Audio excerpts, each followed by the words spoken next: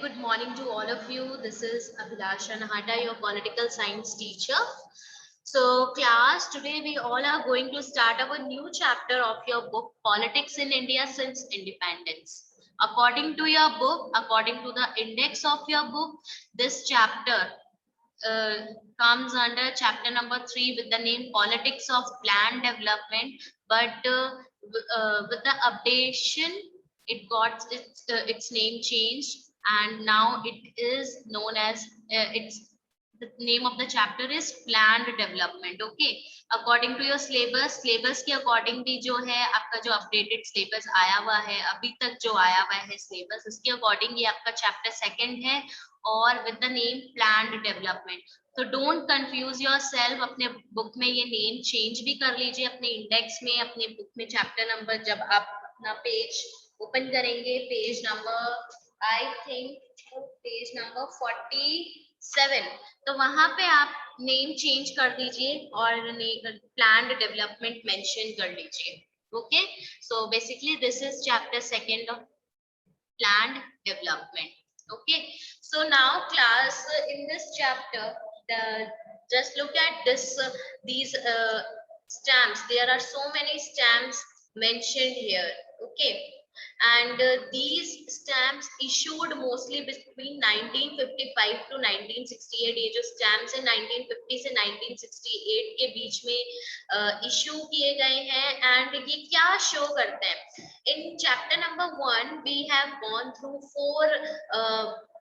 Four stamps. ठीक है, हमने देखा फोर स्टैम्प्स और जिसमें अलग अलग चीजें जो 26 ऑफ जनवरी 1950 को इशू किए गए थे, एंड उसमें क्या क्या मेंशन कर रहा था कि एग्रीकल्चर को, एजुकेशन को, सेल्फ एम्प्लॉयमेंट को, and one more thing was there, एक चीज और डिपिक्ट कर रहा था. आई थिंक वो था इनॉग्रेशन, वो परेड, रिपब्लिक डे परेड को.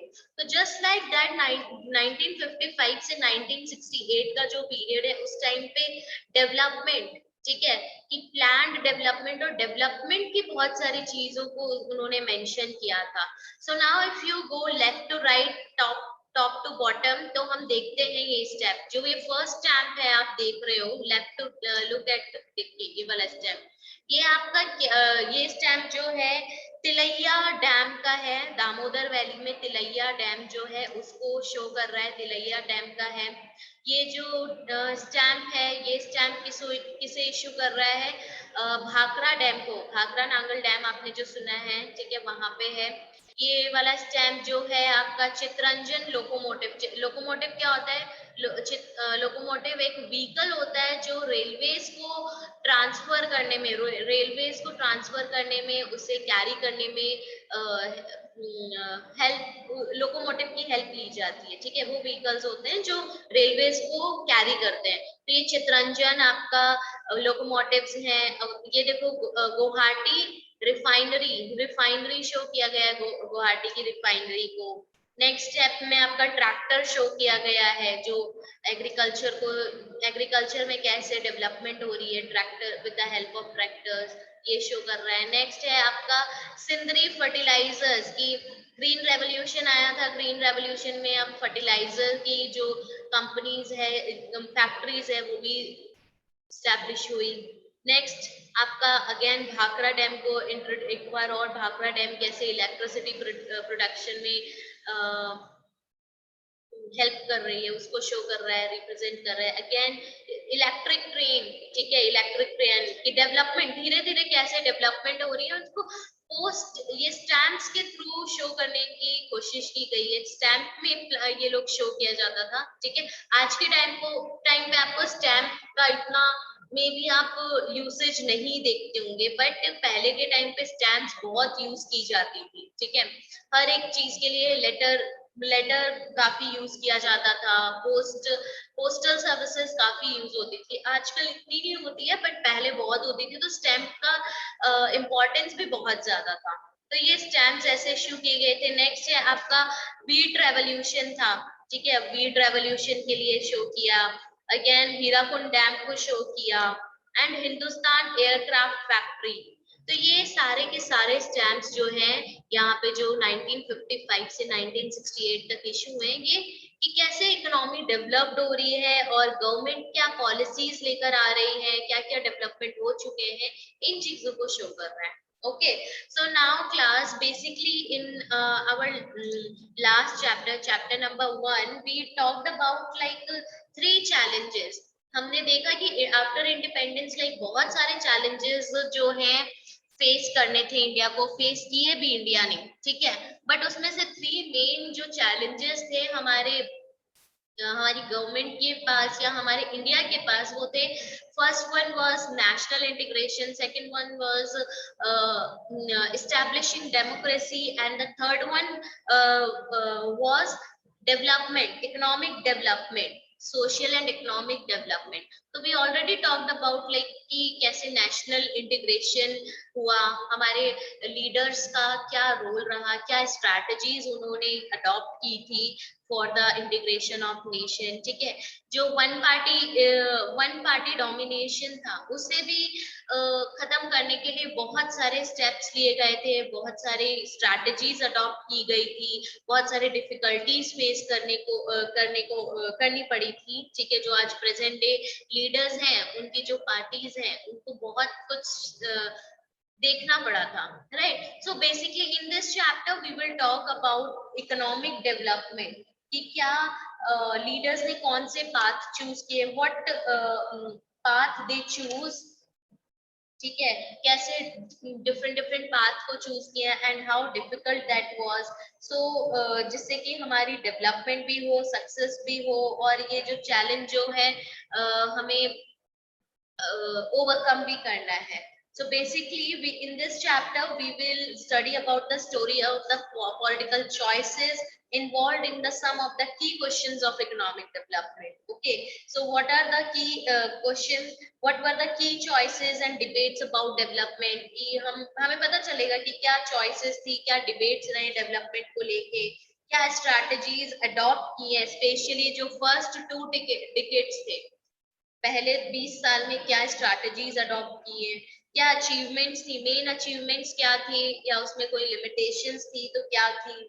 डेवलपमेंट बाद में जो डेवलपमेंट स्ट्रैटेजीज जो है, पहले हमने जो अडॉप्ट की थी, उससे फिर हमने क्या कर दिया था, अबेंडन कर दिया था. तो ऐसा क्यों? So we will talk about these things. Okay, so in basically in this chapter we will talk about, first of all we will start this chapter with the story of Odisha, and after that we will look after this topic, political contestation. Contestation का मतलब होता है the action or process of arguing, या हिंदी में बोलो तो विवाद, कि political एक ये राजनीतिक विवाद जो है क्या है, पॉलिटिकल एक्शन क्या था, ठीक है, आर्ग्यू करने का, आर्ग्यू करना, what is left and what is right. आप बहुत बार सुनते हो लेफ्टिस्ट पार्टी, राइटिस्ट पार्टी, तो basically what is left, what is right, ये पढ़ेंगे. Ideas of development, what are the ideas, what were the ideas of development and what strategies were adopted. Planning, अब नहीं है प्लानिंग, ठीक है, planning commission आज के टाइम पे नहीं है, इसकी जगह आपका नीति आयोग आप बोल सकते हो आ गया है, नेशनल डेवलपमेंट काउंसिल आ गया है, जो आपके एडिशनल टॉपिक्स हैं, सीबीएसई ने जो अपडेट किया है, एडिशनल टॉपिक है, आपके बुक में मेंशन नहीं होगा. नीति आयोग आपके सिलेबस में, आपके पास सिलेबस है, पीडीएफ फॉर्मेट में, आई ऑलरेडी सेंट यू, तो उसमें नीति आयोग का कंटेंट है, नेशनल डेवलपमेंट काउंसिल का content I will provide you, ठीक है, कि क्या क्या आएगा. तो प्लानिंग कमीशन हम पढ़ेंगे, बट अब नहीं है प्लानिंग कमीशन, ठीक है. तो उस टाइम पे क्या प्लानिंग कमीशन रही है, क्या क्या स्ट्रैटेजीज अडॉप्ट की थी, क्या प्लान्स थे, वो सारी चीजें. आफ्टर दैट अर्ली इनिशिएटिव्स, कुछ इनिशिएटिव्स लिए गए थे, तो क्या क्या, first 5 year plan, rapid industrialization को अडॉप्ट किया, we will talk about it. After that की कंट्रोवर्सीज, कंट्रोवर्शियल टॉपिक्स भी थे, कि एग्रीकल्चर और इंडस्ट्री, ऑब्वियसली लैंड चाहिए इंडस्ट्री को स्टैब्लिश करने के लिए, और इंडस्ट्री स्टैब्लिश करनी है तो हमें लैंड को क्या करना पड़ेगा, लाइक क्लीन करना पड़ेगा, और वहां पे एग्रीकल्चर हो नहीं सकता, फॉरेस्ट्री, डिफॉरेस्टेशन वगैरह है. तो बहुत से कंट्रोवर्सीज थी एग्रीकल्चर और इंडस्ट्रीज को लेके, पब्लिक सेक्टर और प्राइवेट सेक्टर को लेके, कि पब्लिक सेक्टर होना चाहिए कि प्राइवेट सेक्टर होना चाहिए. आपने पढ़ा है पब्लिक सेक्टर प्राइवेट सेक्टर के बारे में अपनी अर्लियर क्लासेस में, ठीक है. फिर क्या क्या आउटकम्स रहे हैं उसमें, foundation, land reforms, food crisis, green revolution, white revolution and और भी बहुत सारी डेवलपमेंट थी। सो बेसिकली हम ये सारी चीजें इस चैप्टर में पढ़ने वाले हैं, ठीक है। So we will start this chapter with the with the story of Odisha. Okay, let us understand the establishment of iron and steel industries in Odisha.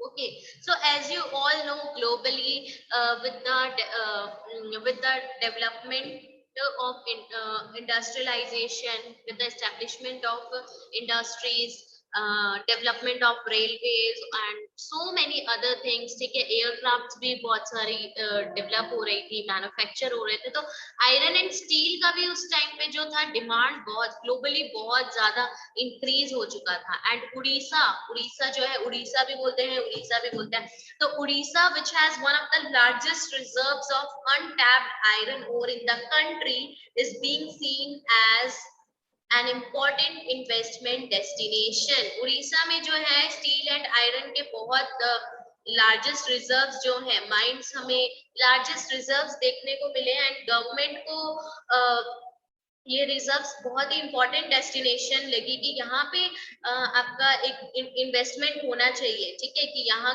पे अगर हम माइनिंग सेक्टर ओपन माइनिंग करेंगे स्टील, आयरन और steel की, और उससे फिर industries को एस्टैब्लिश करेंगे, तो लाइक काफी लोगों को एम्प्लॉयमेंट मिलेगा और ग्लोबली भी हम क्या है, एक हमारी जो इकोनॉमी है इम्प्रूव भी हो गई, तो इस इम्प्रूव भी होगी। सो what they do, the state government hope to take advantage of this and sign memorandum of understanding. What is this memorandum of understanding? कि memorandum of understanding is a document describing the broad outlines of an agreement between two or more parties have reached, ठीक है, जो एक आप बोल दीजिए कि दो पार्टीज के बीच में जो अग्रीमेंट होता है कि हम किस किस बेसिस पे हम पार्टनर्स हैं, या क्या क्या हमारे अग्रीमेंट होगा, ठीक है, क्या क्या मेन कि ये करेंगे वो करेंगे, ठीक है, आपका इतना आयरन प्रोड्यूस हो रहा है तो इतना आयरन हम आपको देंगे, ग्लोबली इतना आयरन जो है हम एक्सपोर्ट करेंगे, तो ये सारी चीजें नॉर्मली आपके मेमोरेंडम ऑफ डॉक्यूमेंट में जो है डिस्क्राइब किया जाता है। तो मेमोरेंडम ऑफ डॉक्यूमेंट जो है international plus domestic steel makers दोनों के साथ ही क्या किया गया, साइन किया जाता था। तो इससे क्या हो रहा था, तो बहुत ऑब्वियसली गवर्नमेंट को लगा था कि अगर हम ये उड़ीसा में जैसे steel, iron and steel industries पे इन्वेस्ट करेंगे तो इससे काफी कैपिटल भी हमें मिलेगा, ठीक है, bring necessary capital investments, obviously capital investments बहुत ज्यादा आएंगी, ठीक है, डिफरेंट डिफरेंट कंट्रीज जो है अपना अपने प्लांट्स यहाँ पे लगाने को रेडी हो जाएंगे। आयरन और resources line some of the most underdeveloped and predominantly tribal districts of the states. But यहाँ पे एक प्रॉब्लम अराइज हुई है, जो उड़ीसा के कुछ ट्राइबल एरियाज थे वहां पे आयरन एंड स्टील इंडस्ट्रीज जो है उसके आयरन ओर जो है हमें मिला था, और अब ट्राइबल पॉपुलेशन के क्या सेंस ऑफ फियर राइजेस, क्या फियर्स आने लग गए ट्राइबल पॉपुलेशन के कि अगर हम इंडस्ट्रीज यहाँ पे स्टैब्लिश हो गई तो हमें यहाँ से हम डिस्प्लेसमेंट हो जाएगा, ठीक है, हमारे पास कोई घर नहीं रहेगा रहने के लिए। एजुकेशन, जो इन्वायरमेंटलिस्ट थे उनको क्या फियर था कि माइनिंग और इंडस्ट्रीज से हमारा इन्वायरमेंट बहुत ज्यादा पोल्यूट होगा, ठीक है, तो इसके साथ में सेंट्रल गवर्नमेंट को ये था कि अगर हम इंडस्ट्री को अगर हम लोगों की अभी लोगों के बारे में अगर देखें, ठीक है, और इंडस्ट्रीज को हम स्टैब्लिश नहीं करेंगे, अलाउ नहीं करेंगे, तो ये एक बैड एग्जाम्पल, वर्ल्ड वाइड एक बैड एग्जाम्पल जो है सेट हो जाएगा और इन्वेस्टमेंट इससे डिक्रीज होएगी, ठीक है, इन्वेस्टमेंट से डिस्करेज होएगी हमारी कंट्रीज में। तो बहुत सारे ऐसे फियर थे, ठीक है, अलग अलग थे, ट्राइबल पॉपुलेशन के अपने अलग डर थे, इन्वायरमेंटलिस्ट के अपने अलग डर थे, गवर्नमेंट के, सेंट्रल गवर्नमेंट के अपने अलग फियर थे। तो बहुत सारे क्वेश्चन अराइज होते हैं कि can you identify the various interest involve in the case. तो हमने देखा माइनिंग, इन्वायरमेंटलिस्ट का इंटरेस्ट, ट्राइबल पॉपुलेशन का, प्लस सेंट्रल गवर्नमेंट, ये थ्री प्लस जो ग्लोबल इन्वेस्टर्स थे उनका काफी इंटरेस्ट हमें यहाँ पे देखने को मिलता है। कॉन्फ्लिक्ट का जो पॉइंट था, कॉन्फ्लिक्ट किस चीजों से हो रहा था, व्हाट आर देयर की पॉइंट्स ऑफ कॉन्फ्लिक्ट, तो डिसीजन कौन लेगा और कैसे यहाँ पे स्टैब्लिशमेंट होनी चाहिए कि नहीं होनी चाहिए इंडस्ट्रीज की, क्या एवरीवन कॉमन पॉइंट्स हैं ऐसे कुछ जिसमें सारे के सारे लोग जो हैं उसमें अग्री कर सके, तो इस इशू को हम कैसे इन्वॉल्व करें। ठीक है, तो बहुत सारे ऐसे जो क्वेश्चंस थे वो अराइज हो रहे थे। तो मेन क्वेश्चन जो अराइज हो रहा था वो हो रहा था कि डिसीजन मेकिंग प्रोसेस में ये जो डिसीजन है लेगा कौन, और कौन लेगा, कैसे लेगा और किस बेसिस पे लेगा, ठीक है, ये डिसीजन। तो उससे पहले हम एक न्यूज़पेपर आर्टिकल पढ़ते हैं, ठीक है। It was published on 23 June 2006। Orissa villagers protest against POSCO plant. POSCO क्या है? Pohang iron and steel corporation limited. Pohang South Korea की एक कंपनी है पोहांग, ठीक है। पॉस्को, तो पोस्को का जो प्लांट है आपका इंडिया में उस टाइम पे उड़ीसा में क्या हो रहा था, उड़ीसा में लगने वाला था। तो यहाँ पे एक न्यूज़पेपर रिपोर्ट हमें देखने को मिलती है, भुवनेश्वर की है।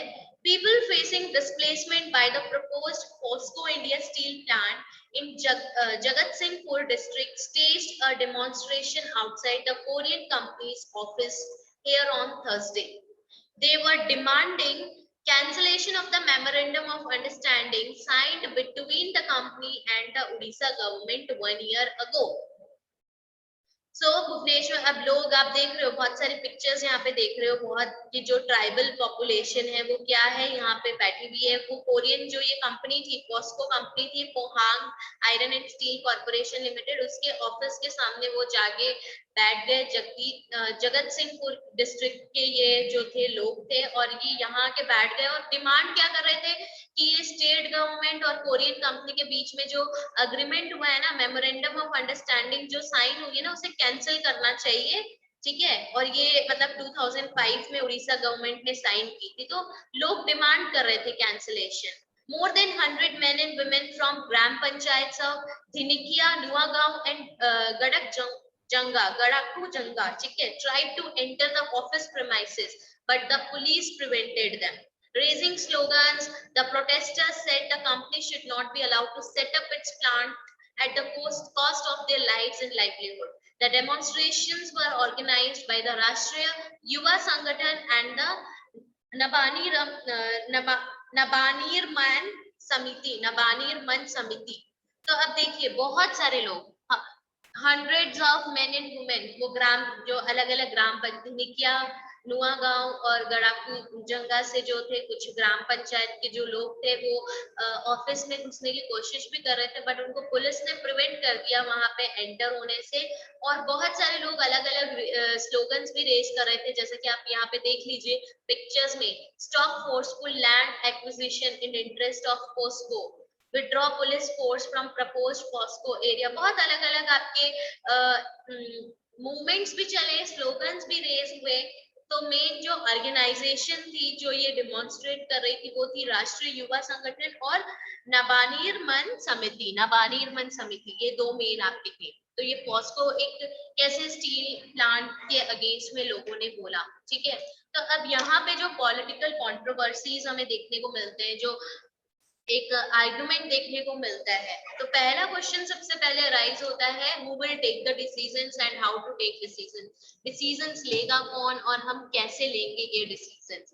सो obviously these answers cannot be answered by an expert, and decisions like these like involve the interest of one social group against the another, ठीक है, present generation, future generation, इन सब पे बेसिस करता है कि क्या कैसे डिसीजन लिया जाए, किस टाइप का डिसीजन लिया जाए जिससे कि प्रेजेंट जनरेशन फ्यूचर जनरेशन दोनों को ही प्रॉब्लम ना हो।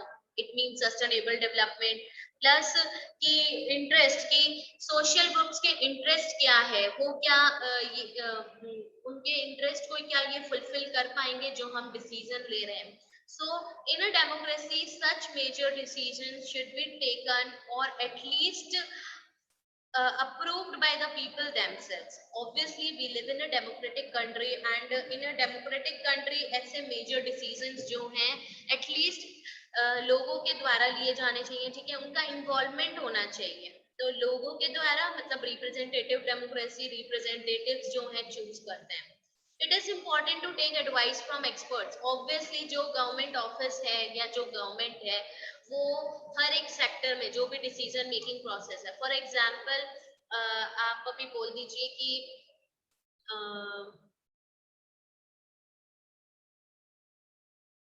क्या एक एग्जाम्पल देती हूँ, जैसे कि मिनिस्ट्री ऑफ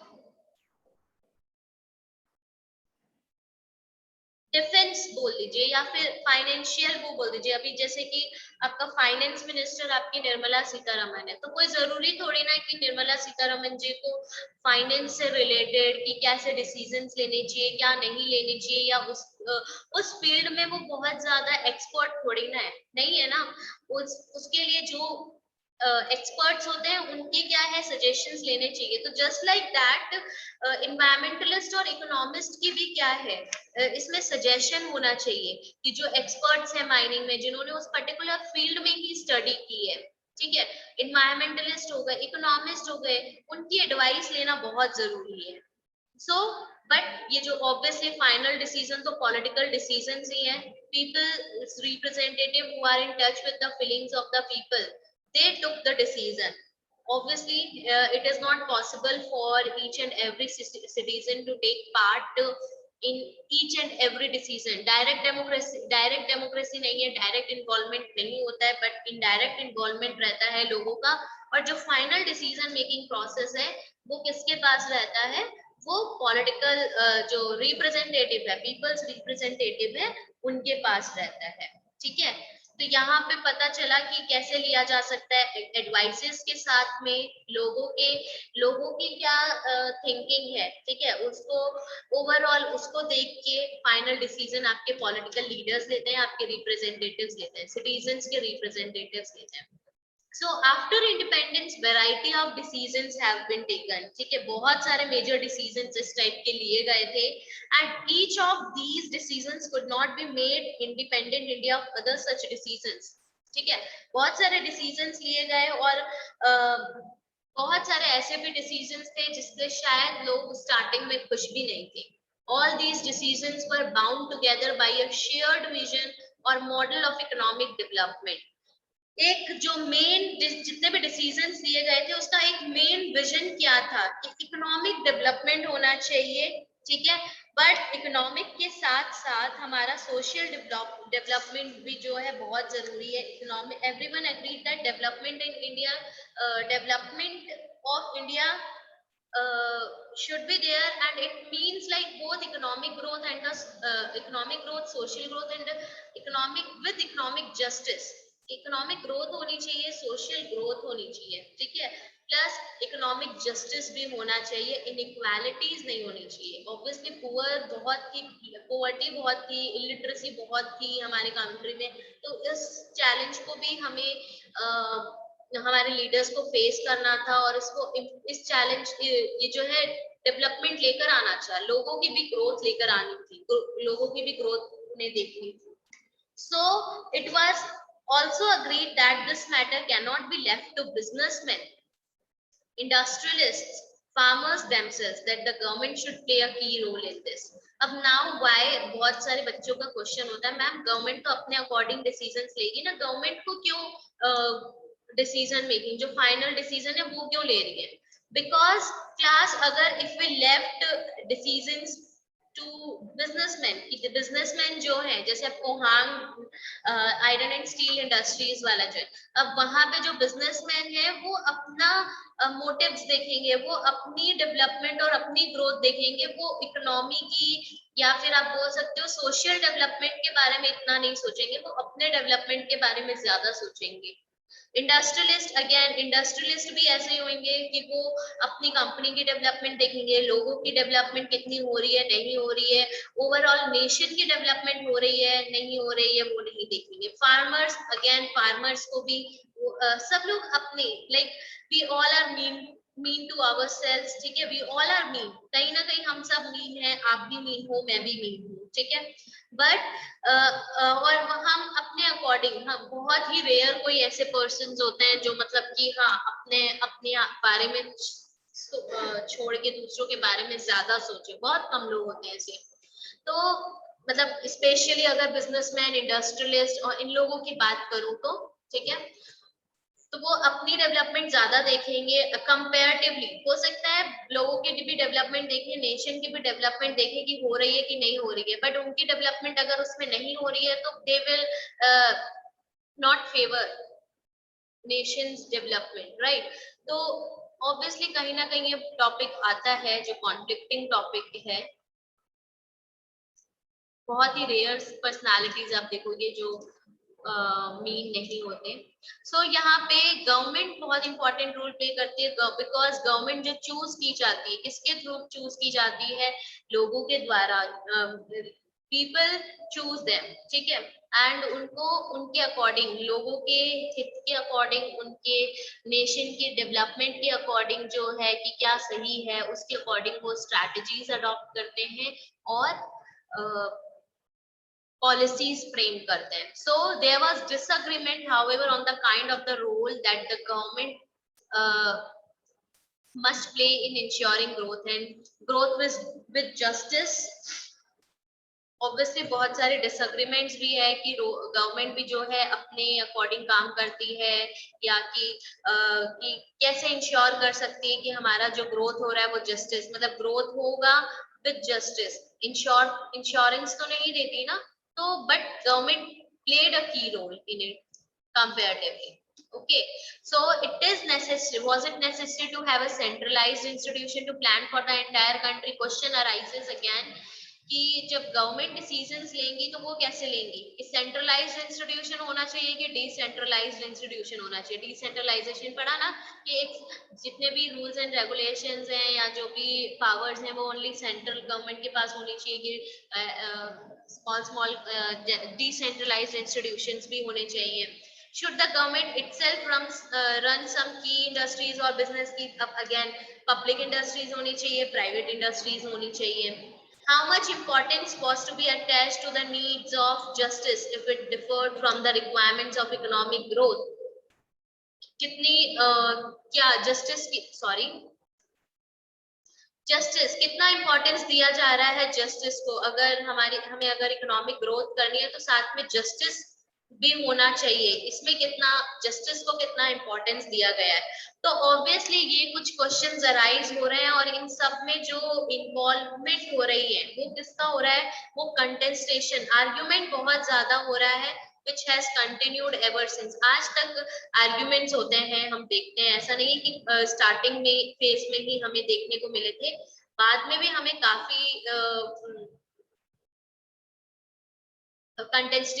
contestations देखने को मिले थे।